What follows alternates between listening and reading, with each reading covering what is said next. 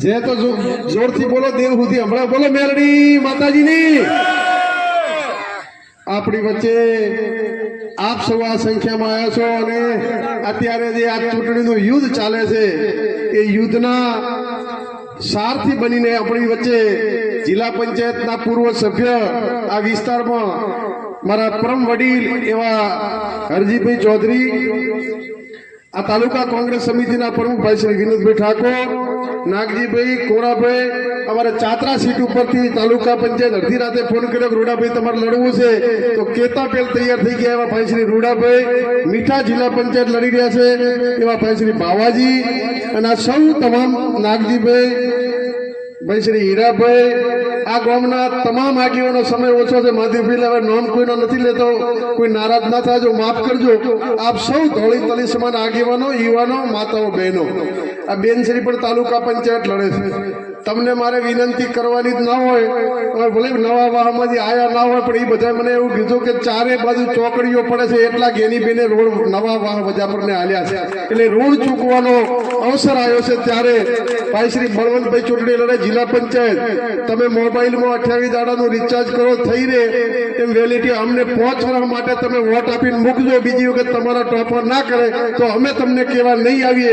એ તમને એમના જામીન થઈને આવ્યો કે આ યુવાન છે તમારી વચ્ચે રહેશે, હર હંમેશા તમે જ્યારે કહો તમારી વચ્ચે રહેશે અને અમારા લાયક કોઈ પણ કામ પડે તો અડધી રાતે કહેજો તમારી વચ્ચે રહેશું સુખ દુઃખમાં. પણ તો આ વખતે આ સીટ પહેલા પણ તમે હરદીભાઈને જીતાડીને મૂક્યા હતા, આ વખતે પણ ફરીથી કોંગ્રેસની જિલ્લા પંચાયત બને, તાલુકા પંચાયત બને, એના માટે ખોબલે ખોબલે તમે સૌ વોટ આપો એવી તમારા દીકરા તરીકે, તમારા ભાઈ તરીકે તમને વિનંતી કરવા આવ્યો છું. હમણાં હરજીભાઈ કહેતા હતા કે ત્યાં ગુંડા છે. હરજીભાઈ, લોકશાહીનું પતન કાલે પત્રકારો પૂછતા હતા, લોકશાહી ખતમ કરવા રાજાશાહી ખૂબ હારી હતી કે રાજાનો દીકરો જો કોઈ ભૂલ કરે તો એને દંડ આપતા, ફાંસીની સજા આપતા, તો લાશ 24 કલાક લટકાવી રાખતા કે રાજાના દીકરાએ ભૂલ કરી છે તો એને સજા બીજા ગરીબ કરતા વધારે હોવી જોઈએ. કારણ કે એવો દાખલો બે કે રાજાના દીકરાને પણ રાજા માફ નથી કરતા, એનો ગુનો છે સજા. આ સરકારમાં ફોર્મ ખેંચાવવા માટે એટલી તાકાત લગાવી લોભ લાલચોરે વેચાઈ જાય. આવા લોકો જ્યારે લોકોએ નક્કી કરવાનું હોય, જિલ્લા પંચાયતનો સભ્ય હોય, તાલુકા પંચાયતનો સભ્ય હોય, એને ચૂંટીને મૂકવો, કેને જીતાડો, કેને હરાવો, લોકશાહીમાં અધિકાર તમને આ લોકો જે કરે છે ને, આ લોકશાહીનો અધિકાર કોંગ્રેસ સરકારે વોટનો અધિકાર આપ્યો છે. જાગીરી નાબૂદ થઈ ત્યારે જો સરકારે ધાર્યું હોત કે ચલો મતાધિકારની આજે ભાજપ દાદાગીરી કરે એવી દાદાગીરી કરી હોત તો વોટનો અધિકાર પણ ના આપો.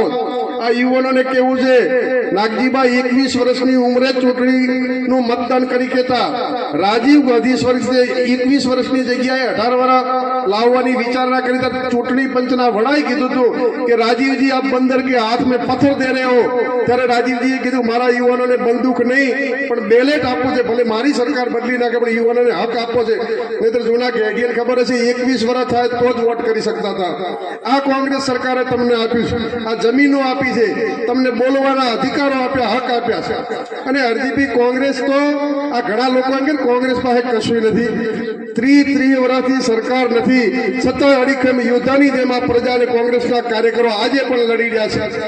આજે સુરતનો પ્રશ્ન હોય, એસઓજી સામે લડવાનું હોય, અમદાવાદ હોય, કચ્છ હોય, ભાવનગર હોય, એ કોંગ્રેસના પ્રમુખ હોય, કોંગ્રેસના કાર્યકરો હોય, એક ભાજપવાળા સામે લડવા નથી આવતા. એસઓજી, એલસીબી કે પોલીસને મૂકે છે.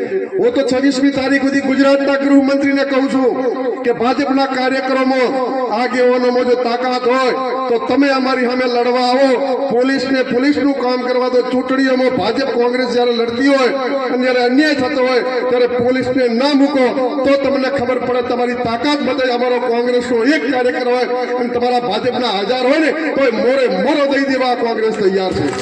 પરંતુ તમે અમારી સામે પોલીસને મૂકો છો. જ્યારે ફોર્મ ખેંચવાનું હોય, થરાદ મુકામે અભિનંદન આલું ભાઈ શ્રી ગુલાબસિંહ પ્રધાનજી કોંગ્રેસના તમામ આગેવાનોને. જ્યારે ફોર્મ ખોટી રીતે ખીચાવવાની અરજીઓ આપતા હતા ત્યારે કોઈ પણ કોંગ્રેસના કાર્યકરો તે અંદર જવા દેતા નતા, પોલીસે દરવાજા બંધ કરી દીધા. ગુલાબસિંહ બધા આયા અંદર પ્રવેશ કર્યો. ત્યારે પણ કહું છું પોલીસને કે મહેરબાની કરીને ગુજરાતમાં જો કાયદો અને વ્યવસ્થા તમે જાળવતા હો, માત્ર કાયદો વ્યવસ્થા જાળવવાનું કામ કરો અને જો ભાજપ વાળામાં મતદાનગી હોય તો તમે પોલીસને ચૂંટણીઓમાં ના લાવો, પછી ખબર પડે તમને છઠ્ઠીનું ધાવણ યાદ કરાવીએ, તમે મેદાનમાં કે ના હો, બૂથ ઉપર વોટ ન કરી શકો, તાકાત કોંગ્રેસના કાર્યકરો આગેવાનો છે, પરંતુ માત્ર ને માત્ર પોલીસ દ્વારા કચ્છમાં પ્રાણે ફોરમ ખેંચાવી દે, કોંગ્રેસના આગેવાનોને પોલીસ ઉપાડીને જાય, અપહરણ કરે, આવી દાદાગીરી લોકશાહી નથી, લોફરશાહી છે. આજે લોકો વેચાણા છે ને એમની માતાઓ પણ કહેતી છે કે મેં આવા પથ્થર જણ્યા કે જેના કારણે મારો દીકરો કોંગ્રેસમાં ટિકિટ લે અને પાછો પૈસાથી વેચાઈ અને ભાજપમાં જાતો રહે, ફોરમ ખેંચી લેવા ગદ્દારોને દુનિયા ક્યારે માફ કરવાની નથી. ત્યારે આપ સૌને વિનંતી કરું છું કે આ લોકો આ છેલ્લી ચૂંટણીઓ છે, અત્યારે 700 સીટો એ લોકોએ બળજબરીથી દરખાસ્ત કરનારને પૈસા આપીને ફોરમ ખેંચાવી લીધા. હમણાં મહેસાણાનો એક ઓડિયો ફરે, 80 લાખ રૂપિયા એક સભ્યને થોડે કે 80 લાખ લઈ લે. હવે આ ખોટા પૈસા ભ્રષ્ટાચાર કરી લીધા એટલે ગમે એટલા કરોડો આપે. કોંગ્રેસની પાસે નાણાં નથી પણ અમારી પાસે મોણા છે, એમને નાણાંની થેલીઓ રેલમછેલ કરવી હોય એટલી કરજો.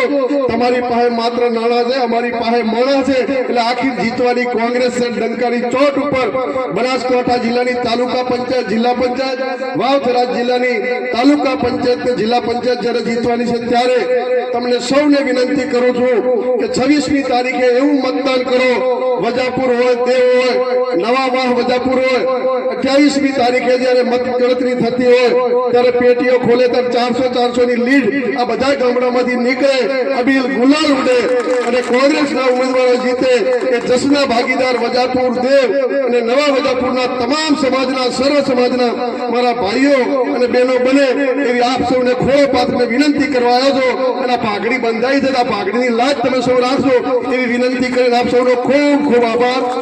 બહાર જવાનું હોવાથી રજા માંગુ છું.